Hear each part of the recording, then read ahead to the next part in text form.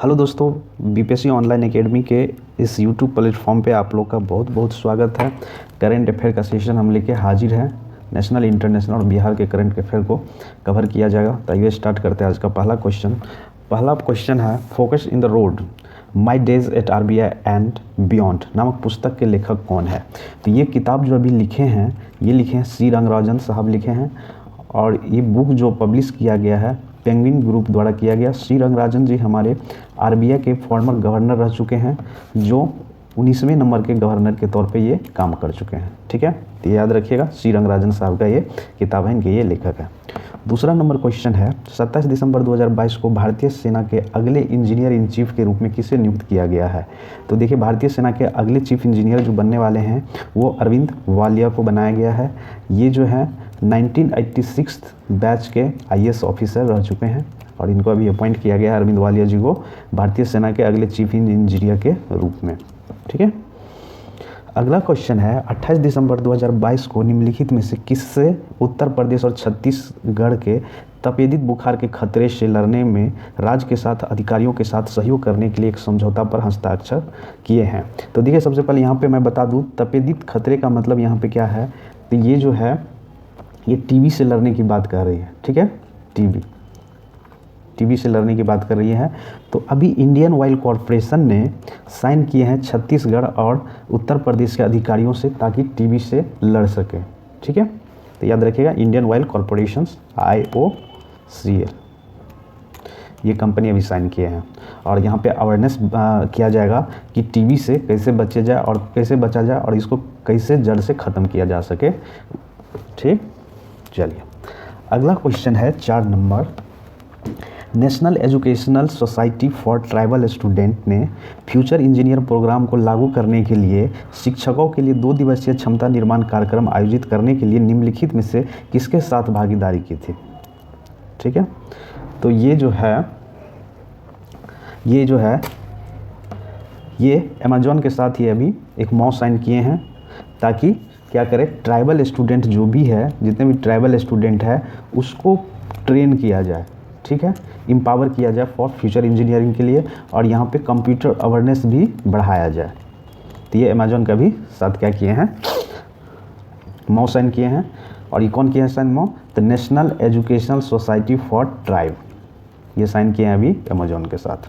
ठीक है, चलिए अगला क्वेश्चन है 5 नंबर, एशियाई विकास बैंक, जिसको हम लोग एशियन डेवलपमेंट बैंक के नाम से भी जानते हैं, एशियन डेवलपमेंट बैंक के भी नाम से जानते हैं, ने वार्षिक खरीद पर जारी अपनी रिपोर्ट में 28 दिसंबर 2022 को जल और अन्य अवसंरचना क्षेत्र में शीर्ष परामर्श सेवा फर्म के रूप में निम्नलिखित में से किसे स्थान दिया।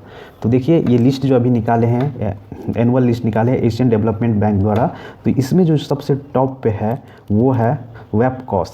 ठीक है, ये कंपनी है, इंडियन कंपनी है, जो water supply and other service provide करते हैं, इसका प्रोजेक्ट पे ये काम करते हैं।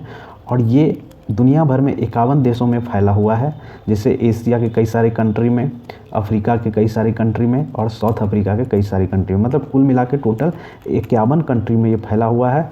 और इसी को अभी टॉप रैंक में टॉप स्थान दिया गया है।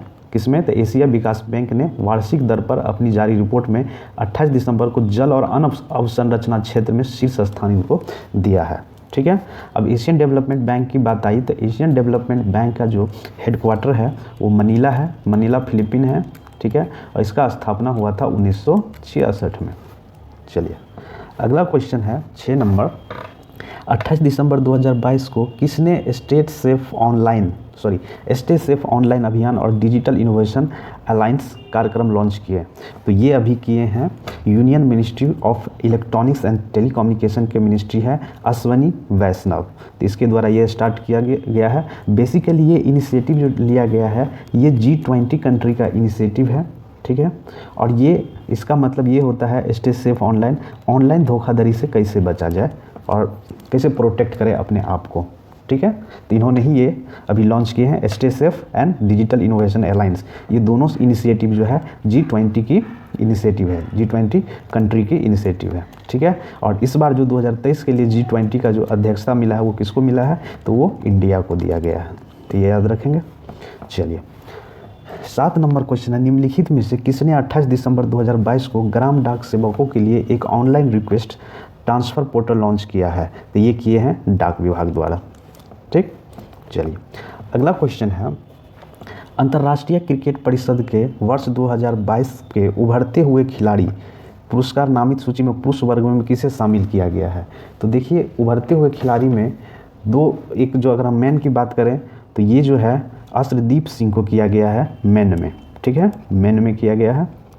और अगर हम वुमेन की क्षेत्र में बात करें तो एक है रेणुका सिंह और प्लस एक और है जिसको क्या किया है, emerging player of the year के रूप में अवार्ड नॉमिनेट किया गया है आईसीसी के द्वारा, इंटरनेशनल क्रिकेट एसोसिएशन के द्वारा ये किया गया है। तो मेन में जो है मतलब आदमियों में अर्शदीप सिंह को किया गया है और लड़कियों में किया किसको, रेणुका सिंह को किया है। 9 नंबर क्वेश्चन है, अंतर्राष्ट्रीय क्रिकेट परिषद के, देखिए शायद ये क्वेश्चन रिपीट हो गया है। चलिए अगला क्वेश्चन है, विदेश मंत्री एस जयशंकर 29 नवंबर से 3 जनवरी 2023 तक निम्नलिखित में से किस देश की यात्रा करेंगे? तो देखिए अभी 29 दिसंबर को एस जयशंकर जो हमारे एक्सटर्नल अफेयर मिनिस्ट्री है, ये Republic of Cyprus and Austria जाने वाले हैं। साइप्रस और ऑस्ट्रेलिया ये 2 के कंट्री के दौरे पर रहेंगे। ठीक है, कब से कब तक? तो ये 29 दिसंबर को जाएंगे और 30 जनवरी को वो रिटर्न आएंगे। ठीक है, तो इसी के साथ आज का मेरा सेशन खत्म होता है। Thank you for watching BPSC online academy. अगर अच्छा लगा हो प्लीज़ लाइक करिए सेशन को। Thank you for watching.